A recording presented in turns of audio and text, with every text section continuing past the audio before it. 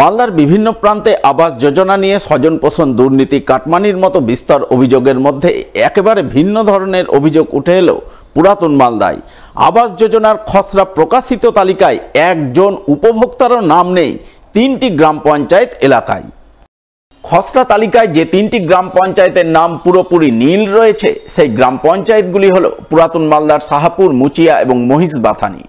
তবে কি এই 3টি গ্রাম পঞ্চায়েত এলাকার সমস্ত মানুষ বড়লোক? সকলেরই পাকা ঘর রয়েছে, কেউ সরকারি পাকা ঘর পাওয়ার যোগ্য নন? এমনটা ভাবলে ভুল হবে, কারণ শাহাপুর, মুচিয়া এবং মহিষবাথানি এই 3টি গ্রাম পঞ্চায়েতে অসংখ্য গরিব মানুষ রয়েছেন, যাদের ঘরের অবস্থা ভাঙাচোরা, জরাজীর্ণ। কোনো রকমে জোড়াতালি দিয়ে ভাঙাচোরা বাড়িতে দিন গুজরান করছেন। তারা সরকারি পাকা ঘরের জন্য পঞ্চায়েত অফিস থেকে শুরু করে বিডিও অফিসে বারংবার আবেদনপত্র জমা দিয়েছেন। ঘরের জন্য পঞ্চায়েতের স্থানীয় জনপ্রতিনিধির থেকে শুরু করে ব্লক প্রশাসনিক আধিকারিকদের কাছে বারংবার আবেদন নিবেদন করেছেন, কিন্তু তারা বিভিন্ন টালবাহানা করে আবেদনকারীদের দিনের পর দিন শুধুই আশ্বস্ত করে গেছেন, কাজের কাজ কিছুই করেননি। যার ফলস্বরূপ আবাস যোজনা থেকে বঞ্চিত রয়েছেন শাহাপুর, মুচিয়া এবং মহিষবাথানি গ্রাম পঞ্চায়েত এলাকার গরিব গুরব মানুষজন। এমনটাই অভিযোগ আবাস যোজনা থেকে বঞ্চিতদের।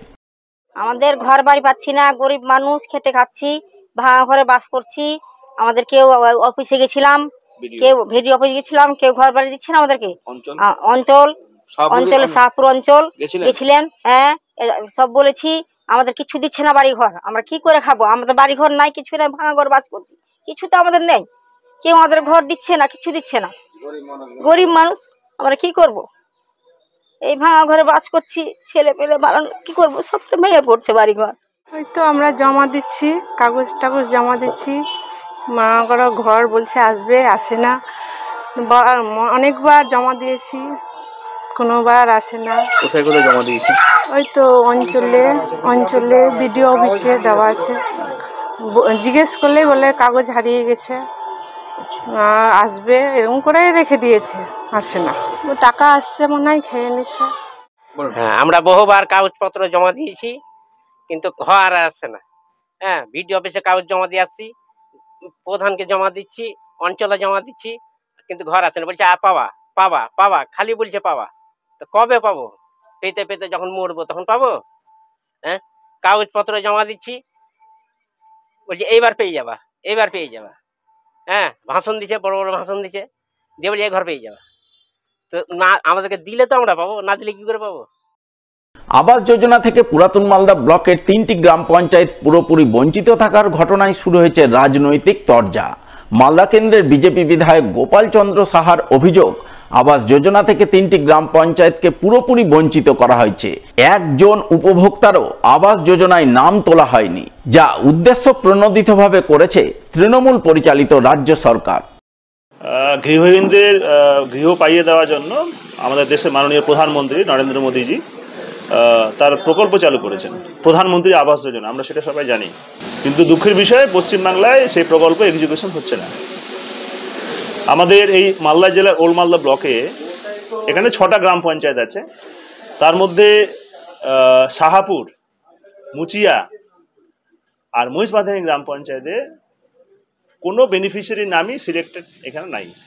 এখানে যখন দেখা যাচ্ছে, যেটা আমরা জানি যে পোর্টালে এন্ট্রি করতে হয় প্রধানমন্ত্রী আবাস যোজনা পাওয়ার জন্য, গরিব মানুষ যারা, সেক্ষেত্রে সার্ভে হয় এবং সার্ভে হওয়ার পর পরবর্তীতে পোর্টালে এন্ট্রি হয়। পোর্টালটা সেন্ট্রাল গভর্নমেন্টের, 2017-18 সালে পোর্টালে এন্ট্রি হওয়ার কথা ছিল। কিন্তু দুর্ভাগ্যের বিষয়, আমাদের এই ওল্ড মালদা ব্লকে 6টা জিপির যে 3টা জিপিতে কিছু এন্ট্রি হয়েছে, আর 3টা জিপি শাহাপুর, মুচিয়া আর মহিষবাথানি 3টা জিপিতে একটাও এন্ট্রি হয়নি। কেন এন্ট্রি হয়নি? এন্ট্রি করার দায়িত্ব কার?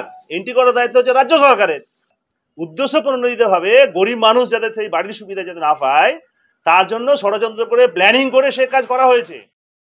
তবে বিজেপির অভিযোগ মানতে নারাজ পুরাতন মালদা তৃণমূল নেত্রী তথা পুরাতন মালদা পঞ্চায়েত সমিতির প্রাক্তন সভাপতি মৃণালিনী মণ্ডল মাইতি। তিনি গোটা ঘটনায় ব্লক প্রশাসনিক আধিকারিকদের ঘাড়েই সমস্ত দায় চাপিয়েছেন।